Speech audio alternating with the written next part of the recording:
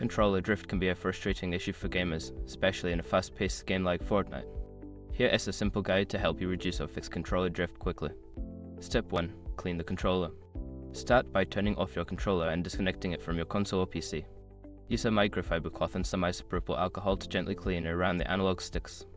Dirt and grime can cause drift, so ensure the area is free of debris. Step 2. Reset the controller. Most controllers have a reset button. Locate this button, usually found on the back, and press it using a small tool like a paperclip. This can help recalibrate the controller and fix any minor issues causing drift. Step 3. Adjust dead zones. Access the settings in Fortnite and navigate to the controller options. Look for the dead zone settings and increase the dead zone for both the left and right stick slightly.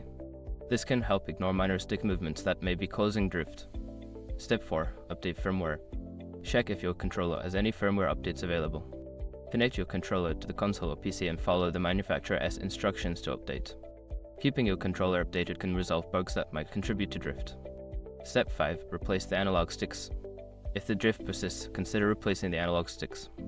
Purchase replacement parts and follow online tutorials to disassemble and replace the sticks. This is a more advanced fix but can effectively resolve ongoing drift issues.